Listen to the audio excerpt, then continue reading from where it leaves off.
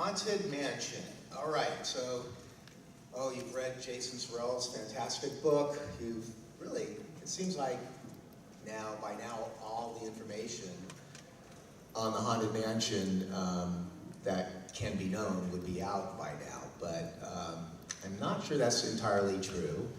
And today you're going to see just a little facet of some information that I guess I've been gathering ever since I started at Walt Disney Imagineering a long, long time ago. Here and there, gathering little, stories and snippets of information. And the reason I was doing that wasn't necessarily because I was a Haunted Mansion freak, although I consider myself probably one of the first ones, having grown up in the 60s and being one of the kids that would drool on the front gates of that beautiful mansion house.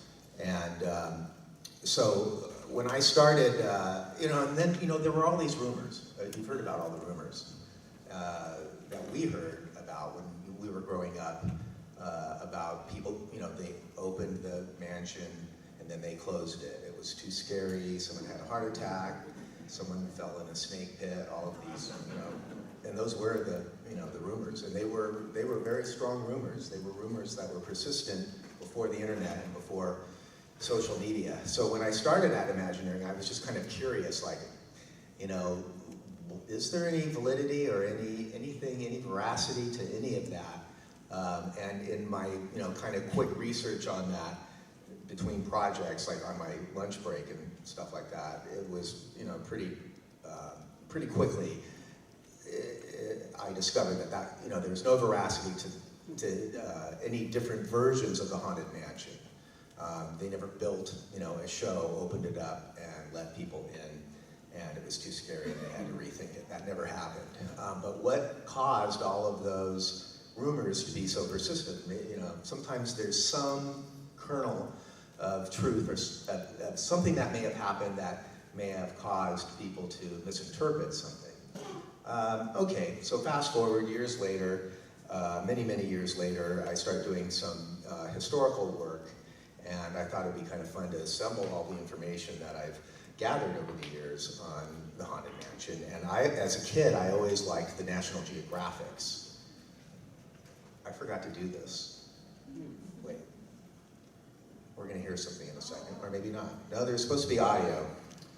Oh well, we'll go back to that previous page of the National Geographic. We'll try this again one more time. Welcome. That's what I forgot to do. Welcome. Well, come in. Welcome, foolish mortals, to the Haunted Mansion.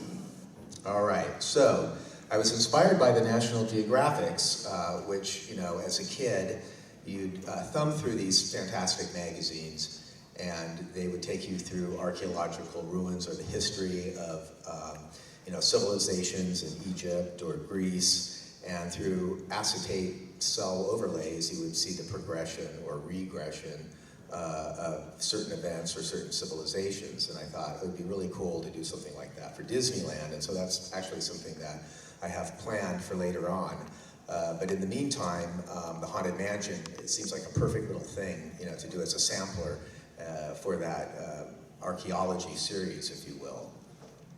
And so this is a few things you didn't know about the Haunted Mansion, and I'm focused on the time period, actually between 61, 62, and when they finally opened it in 69. And so I'm not going to be covering the Ken Anderson version of this. There's another expert like me, a couple experts like me, who are very focused on that 1957 through 1959 development. But I do want to go back to 1957 to something that Walt said, which is this, the public likes to be scared. And I think we all agree with that, right? We don't want it all to be happy and silly. We think, there needs to be some good thrills in there. So this is what they envisioned in 1957, was a smaller New Orleans square and a smaller Haunted Mansion, the spooky style Haunted Mansion, and Walt didn't like that. So they went back to the drawing boards. And in 1959, what happened was, of course, they opened up the Matterhorn and all those great developments in Tomorrowland, the submarines and the Matterhorn monorail, etc. And that was a huge success. It boosted attendance tremendously, but now the west side of the park needed something. So it was time to do something over there. And so not only did they start thinking about the haunted house, as it was called back then, for 1962 to 1963, they were also talking about the tree house, the bird cafe, which became the tiki room, and some enhancements to the Jungle Cruise and New Orleans Square, including some kind of a pirate walk-through attraction. And they even distributed this little brochure at the end of 61 and through 62, announcing all of these different attractions on a different page. And then the last thing, you know, kind of the icing on the cake was the Haunted Mansion, which would open in 1963. And in order to do that, all that wonderful stuff, they needed to expand the park. And they pulled the railroad tracks out, and they dug two gigantic holes. One hole was for New Orleans Square, and the other hole was for the haunted house or haunted mansion. They did all that work at the same time to eliminate the amount of time that the railroad would have to be closed. And this is a tremendous amount of work suddenly, you know, that Disneyland found itself, especially considering they really didn't decide to do all of this until the end of 1961. So they now have a rerouting and new scene for the Jungle Cruise. They have a tiki room, tree house, New Orleans Square, haunted house, all on the agenda. And this is what it looked like when they finished pulling the railroad track out and digging those two big holes. Got my Coca-Cola here.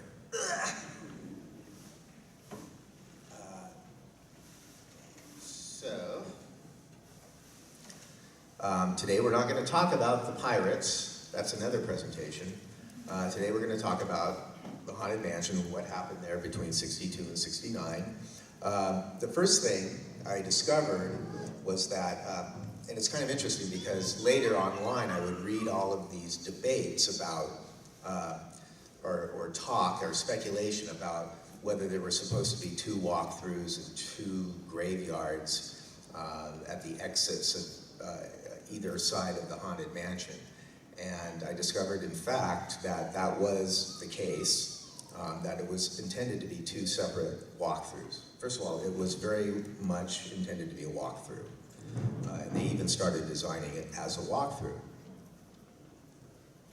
And this particular sketch, I think it may have been done by Marvin Davis, but it may have actually been done by Carol Clark, who was an art director, mostly for motion pictures. He was the art director for Mary Poppins, as a matter of fact. He would have done that right after he did this. Walt asked him to take a stab at this, and so it's a layout for a walkthrough. And each stretching room would have fed one of the walkthroughs. So stretching room A would feed walkthrough A, and stretching room B would feed the other walkthrough. And on non-busy days, they would only have to operate, one stretching room and one walkthrough. And there are lists that Yale Gracie put together, basically, of all of the special effects that he was in the process of putting together, purchasing materials for. They purchased the glass back then because they knew they were going to do some sort of a ghost glass effect. But this little piece of graveyard here, this is what I saw kind of speculation about on the internet probably 10 or 15 years ago. And I had no idea at that time whether it was true or not, but someone was speculating that maybe there were going to be two different graveyards and maybe two different exits to the attraction. And that turns out to be true. And going through drawings and going through construction drawings and structural, the structural plans that show where the concrete and all of that goes. There were to be three, they call them leave-outs, basically holes in the concrete retaining walls that led out to each graveyard. And in discovering another, one of the many treatments for the Haunted Mansion, there's reference at the end of this walkthrough experience to find your way out. You have to find your way out. So that was something that they obviously kept that idea, but moved it into the stretching room. But the idea was that there'd be a little kind of a maze at the end of this experience, and you'd have to find your way through this quick little maze. It was probably only intended to be like a 30-second or 45-second experience, and then eventually you'd find your way out into the graveyard, and then there'd be more experiences in the graveyard. So these are photographs you may have seen online of the house rising, and this would have been the middle of 1962. And this is a photograph that was in the E-Ticket magazine. This is taken from the railroad track looking down into the basement, what would be the basement of the Haunted Mansion, with a metallic tunnel. The tunnel is mostly made out of metal, going in and out of it. And then in the middle of it, they created some rock work eventually, but they piled the whole thing up, with dirt. So you never see the train going behind the Haunted Mansion, and there's references in some communications that I've seen where Walt specifically, he specifies that he does not want, people to see the train going behind the Haunted Mansion. He wants it in a secluded, kind of cozy little corner of the park, where you can imagine that it would be, in the Garden District of New Orleans. These three little holes here in the concrete are three of those leave-outs or exits that would have led into this graveyard, which would have been at a much lower level. So if you're in the queue right now, if you're in line for the Haunted Mansion, you look down that mausoleum into the, you see this little door that goes, into the hill, which is an exit to the attraction. That was originally going to be the level. That whole area was going to be down low at that level, and that was going to be one of these little exits to the attraction. So throughout '62, this mansion is rising, and finally around October, November, it's almost done, which is when this photo was taken, which is from the Bill Martin collection of photographs, which somehow made their way onto Daveland. So you can see several more of these pictures from the Bill Martin collection on Daveland. And they're quite remarkable, and you can see evidence and examples of this south graveyard, not much on the north graveyard, which is now where the exit is, the real exit. But these are great, beautiful black and white photographs. These are publicity photographs. The one on the left is, they left a ladder out there on the balcony. And before they even put the grass down. So this is probably November or December of '62. So people say that they, finished this house in '63, but it was really the end of '62. Walt wanted it pretty well done by the time the treehouse opened, which was in November, because he knew that there was going to be a big ceremony and that they'd have the press there in the park. The photo on the right is from the Arboretum, and it's from a series of photographs that a botanical photographer took. And the other photos were used in the Bill Evans book about flowers in the park, and this is one of the photos that they have in that collection. This is a Marvin Davis elevation of the house, so around '61, '62, again, when they are serious about doing this, Marvin takes a stab at refining the home, and then a series of draftsmen finally sit down and draft the thing up. And why the cupola changed from a square to a hexagon at the last minute, I'm not exactly sure. I'm dying to find out. I asked this gentleman here, Dean Tavalaris, the draftsman, who drafted the key elevations recently, a few months ago. He's still alive. He's more famous for being the production designer for Francis Ford Coppola. He was the designer of every single one of Coppola's films, from The Godfather all through to I can't remember which the last one was, but he did Apocalypse Now, and One from the Heart, and Peggy Sue Got Married. He's won an Oscar, he's been nominated multiple times, and he's still around. And so I had a nice afternoon with him. And it's amazing how much he was with WED for almost 10 years, and worked on the Matterhorn, he worked on almost everything. And I asked him about this specific issue with the cupola, and he said, I can't remember. By the time I was working on this, I was so anxious to get out of the amusement park business and into films. And he said now, of course, had he known, he would have loved to have stayed with Imagineering, you know, and done some of that. But he cannot remember exactly why that happened. He said he could barely remember working on the Haunted Mansion. Right after this, he worked on, I think it was, he was the assistant art director on The Parent Trap. This is a section of the house that shows you, oh, so this is another thing that I always kind of wondered about, just out of curiosity. Were the stretching rooms always in that house once they built it? And I asked, you know, trying not to be too much of a nerd when I started my job, because being a Disney nerd was really something you did not do back in the 80s. And, but, you know, I asked several people about this who should know, and they all said, no.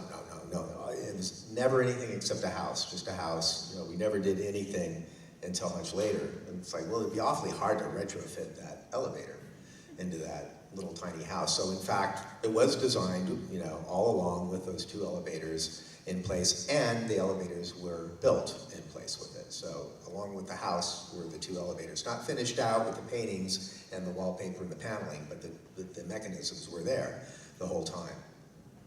And of course, those are there to take you downstairs into the rest of the show. And they even did drawings for the foyer. My other question is, did they finish out the foyer, since they kind of finished everything else? And they really thought they were going to open it in '63. I mean, they wouldn't have built, I don't think they would have built the house at all if they had not, you know, felt that they were actually going to be setting up soon. And in a lot of inter-office communication, they are talking about opening it up in '63. Oops, we might miss the date, it might be '64. Oops, it might be the end of '64. Now it's '65, etc.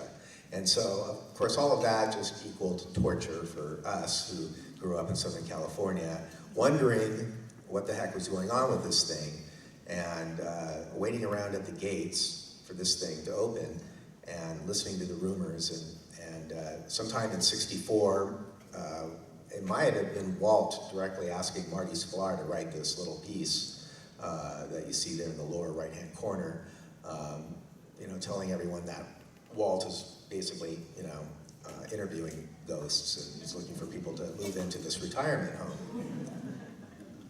And that became a classic piece, of course. And it was, Haunted Mansion was even promoted in the souvenir guidebooks and in other ephemera. Trading cards, there was a series of trading cards. 1965, that came out, that included the Haunted Mansion, and said it would open next year. So we were teased, constantly teased and tortured as little 9, 10-year-olds. And I think it was photos like these, you know, that showed people, like, what are they doing there? This is pictures taken in 1967. It's another Daveland photograph. And there are people and supervisors hanging around the yard, the front yard of the mansion, just hanging out. And, you know, what's up with that?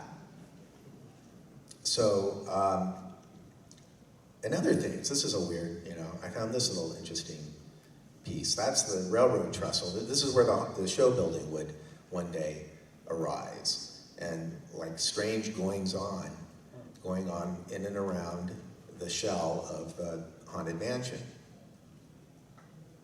What the heck is this? Well, it's Jonathan Winters, yes.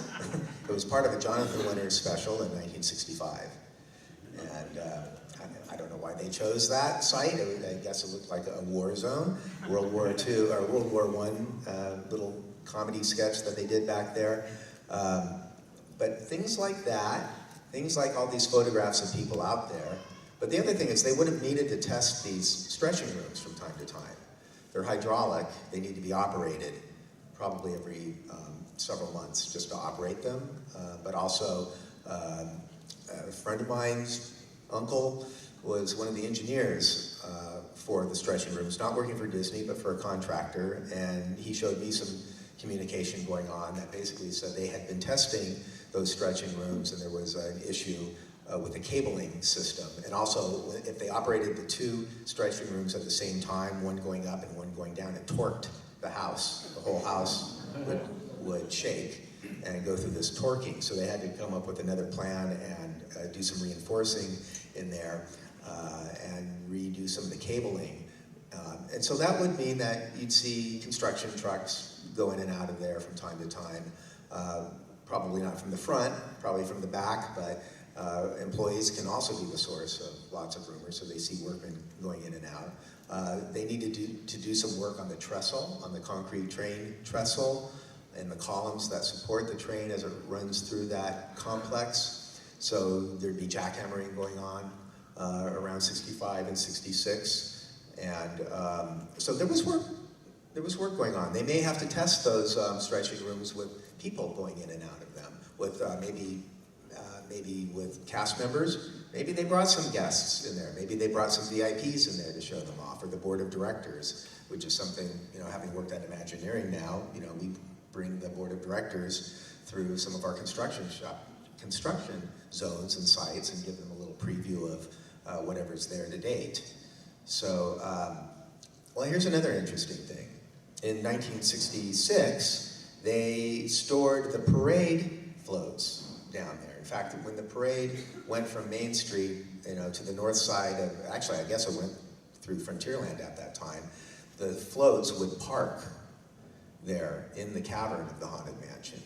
And you can see right there the floats. There's, mushrooms, and this is like Fantasy on Parade, I think. Santa Claus and gingerbread men down there. And the cast members, the entertainment cast members would take the breaks there. I think there were even locker facilities down there. So you'd see people goofing around in there, on their breaks or whatever.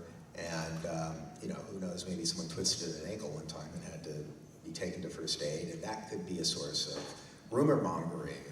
But if you ever wondered what it looked like back there, that's what it looked like. This is from a series of photos that Vic Green, the architect, took, and Vic Green took over for Bill Martin.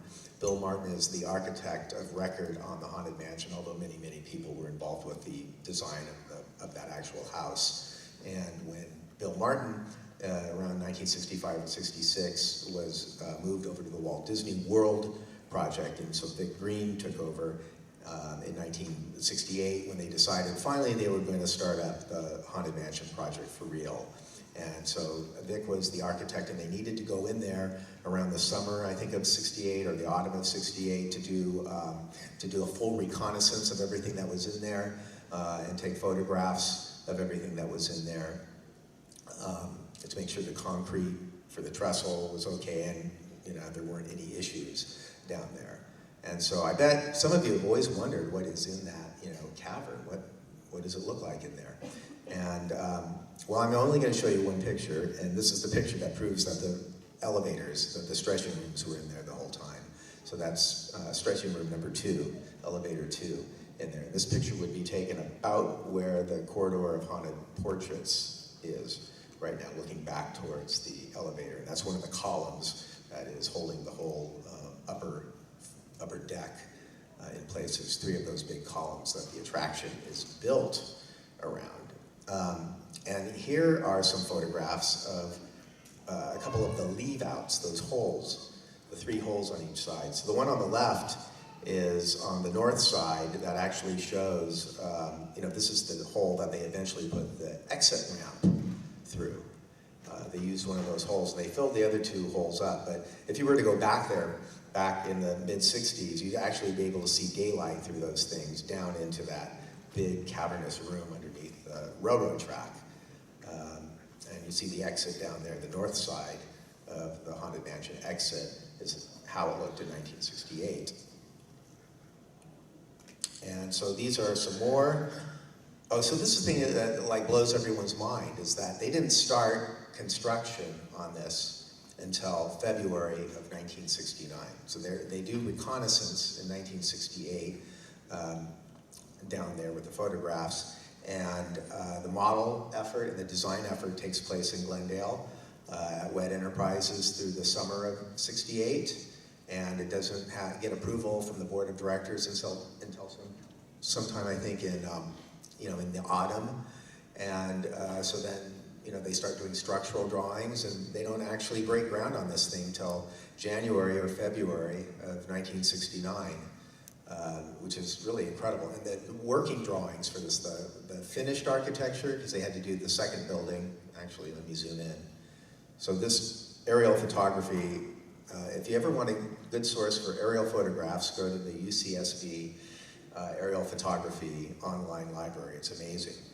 They have great photographs from all over Southern California at different time intervals. So this is February 10th, 1969, and they've broken ground and they've just started to lay some steel down there. And the working drawings for this house, the show set drawings, the architecture, they're all done like in February, March, January, February, and March of '69. Some even go into April. So it was a really, quick schedule. You may have heard about Small World only taking, 9 months or a year, and this certainly, is in the same category, if not even a little bit crazier. This is another one of the Vic Martin, from the Vic Martin collection. There's similar ones like this that you may have seen online, but this is the date, and this is what it looked like down there, and the steel is just going up. The building's not even enclosed yet, and they've got to install track in a month or two. So this picture on the lower, the lower picture there is taken from what would be the corridor of haunted portraits looking towards those two statues that follow you, that look at you. And I always love to do these kind of before and after pictures. So if I ever make this into an actual book, that would be like the Archaeology of Disneyland in general. It's going to have lots of these before and after things that are lined up perfectly. They're not good if they're not lined up perfectly. They got to be lined up perfectly. So here we go. It's now early summer 1969, and finally, we see something different, and we see some signs that they're actually going to do this thing. And it's announced in the papers, I think around March or April, that they're going to open up the Haunted Mansion finally, and all us kids are really happy finally. Whoa, okay. They have the biggest spike in attendance ever that month and that year. Do you remember when the plaques were shiny brass? They were shiny brass. And now I don't know the whole history and whether they've been replaced or not. Of course, they've kind of, gained a lovely patina over time. We have to talk briefly, you all know about the hat box. So there's really not much sense in going through. There's a little matter I forgot to mention. You must beware of hitchhiking haunts. Haunts. So that's one of the alternate tracks. There's many alternate tracks, takes, which are kind of fun to listen to. I hope someday those are all either released or actually incorporated into the house, because it would be kind of fun to hear different takes of what we're so familiar with. But on opening day, and through the first several months, maybe even a year in the Haunted Mansion, those hitchhiking ghosts behind the mirrors were not ready. So the first three that you see, they were there, but if you were to look in the mirrors, you see these kind of wispy things that Mark Davis drew up kind of at the last minute, because they realized they weren't going to get these hitchhiking ghosts ready. And so these were projected on a screen behind the mirrors, and these followed you along. And I remember that. I remember seeing those because I rode on it in October of 1969. And when I went on it a year later, the regular hitchhiking ghosts... These grim, grinning ghosts are tagging along, determined to establish a permanent alliance with a favored mortal. You. And part of the fun thing is the first year they realize what works and what doesn't work. Some of the dialogue was too much, so some of the dialogue was stripped back a little bit. And they eventually put these guys in there, and even the first couple of years, they had a hard time syncing them, so sometimes you wouldn't get one in your car, or he'd be like off on the side in between the two cars. So that took a couple of years to get worked out. One more thing, and that is there are alternate lyrics. Actually, this is the first pass, Ex Atensio's first pass at a song, and it was not called Grim Grinning Ghost, although it incorporated many elements from that song, but it was the Kook Spookin' song. And well, I'm not going to read it and sing it along, but you can see here the similarity in some of the lyrics and the difference in some of the lyrics. And so, indeed, there are many, many more discoveries to be made in the future about the Haunted Mansion. The story's not over yet. There's many more tales and many more fun things that will be revealed in years to come. And I hope to be part of some of that. And but at any rate, I'm sure a lot of this will get out there. Now, I will raise the safety bar, and a ghost will follow you home. So that concludes my presentation.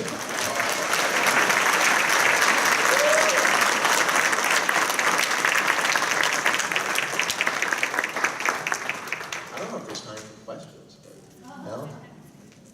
Can we take questions? Is there time? Are there questions? There may not be questions. I see an arm over there. One question. You're the lucky guy. My favorite rumor is the one that the hearse out front was used for Robert F. Kennedy. Do you have a favorite rumor? Yes.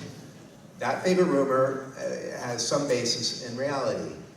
My sister told me they're not going to open it ever because Walt is going to move into it.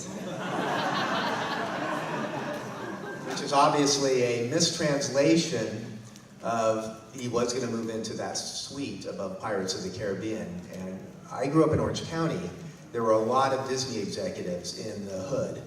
And I imagine a lot of, overheard dinner conversations about the status of things in the parks. And some, daughter or son of some Disney, Emil Curie, for example, his daughter went to my school.